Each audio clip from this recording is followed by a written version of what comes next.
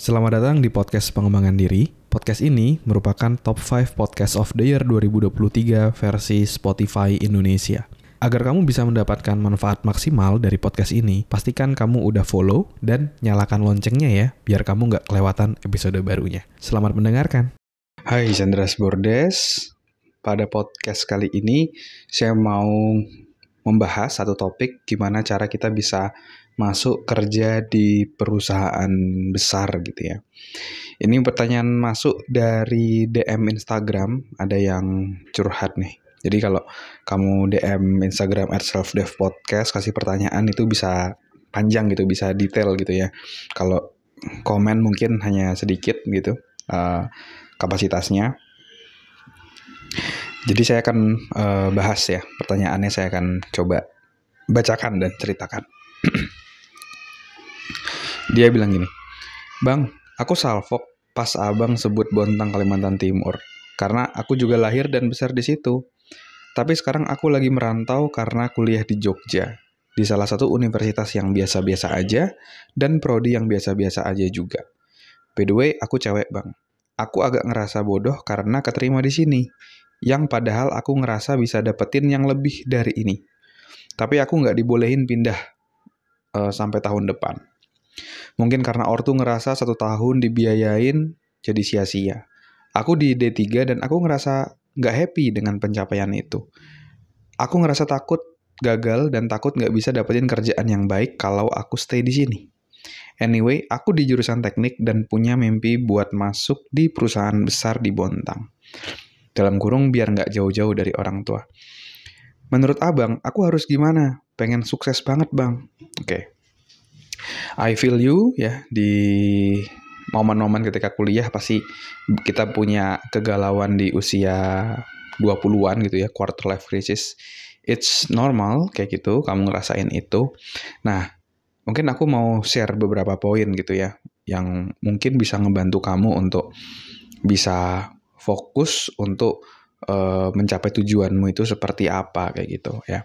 Jadi menurut saya ya, yang perlu kamu lakukan adalah yang pertama kamu harus tahu dulu nih, gimana sih cara masuk perusahaan besar itu. Biasanya sih ada 2 gitu ya. Yang pertama adalah kamu bisa apply gitu. Biasanya kan banyak tuh di LinkedIn, di Jobstreet. Jadi kamu bisa lihat dari sana kayak gitu. Terus kalau kamu udah tahu apa yang ingin kamu tuju, misalnya contoh, oh saya mau jadi misalnya engineer mesin misalnya ya. Kan misalnya ada lowongannya tuh, atau misalnya jadi SHE gitu. Pasti kan ada lowongannya. Nah, di situ kamu bisa lihat kualifikasinya, harus apa aja sih gitu. Nah, kualifikasi itu bisa ngebantu kamu untuk memantaskan diri kamu untuk menjadi itu gitu. Ya, jadi itu yang bisa kamu lakukan ya. Pertama, jadi kamu bisa apply ya, tentunya nanti ya ketika kamu lulus. Caranya gitu.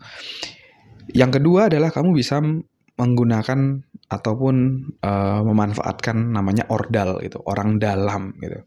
Karena banyak juga orang yang masuk tuh karena referensi ya. Mungkin itu ya, banyak orang bilang silaturahmi kan membuka pintu rezeki ya. Jadi kalau banyak teman kadang-kadang kita direferensiin, ini kalau lagi pengen ingin hire creative designer ini aja bagus nih, dulu pernah project sini bagus.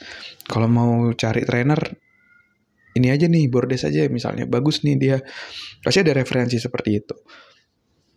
Jadi dengan ada orang dalam itu seringkali ngebantu kita untuk masuk dengan lebih cepat ke sebuah perusahaan, karena orang tersebut pasti akan jauh lebih trust gitu kepada karyawannya dan kita yang direferensikan.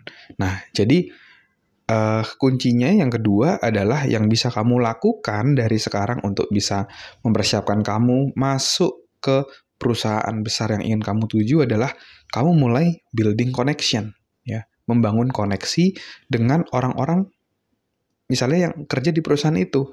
Misalnya dengan rekruternya, dengan HR-nya, ataupun dengan orang-orang yang di posisi yang ingin kamu tuju gitu. Misalnya, di posisi marketing, aku connect deh sama orang-orang marketing di perusahaan itu gitu. Kamu udah connect kan, ya nggak ada yang tahu gitu kalau suatu hari orang marketing itu nyari suatu posisi di departemennya dia. Siapa yang mau join gitu. Kamu akan dapat informasi itu lebih cepat. Atau bisa jadi dia cari buat replacement atau penggantinya dia sendiri, itu juga tidak menutup kemungkinan. Jadi bangun koneksi juga dengan orang-orang yang di posisi yang ingin kamu tuju kayak gitu. Kalau saya sendiri sih lebih seneng koneksi itu di LinkedIn ya. Di LinkedIn dari saya dapat pekerjaan itu sih, so far sih jodohnya di LinkedIn. Saya belum pernah dapat dari Jobstreet sih, terus terang gitu. Jadi di LinkedIn koneksi sehingga kamu bisa masuk ke perusahaan tersebut. Kayak dulu kan saya pernah juga di 2018 tuh masuk ke konsultan gitu, konsultan HR gitu. Saya bisa masuk salah satunya adalah karena rekruternya itu adalah adik kelas saya dulu ketika kuliah.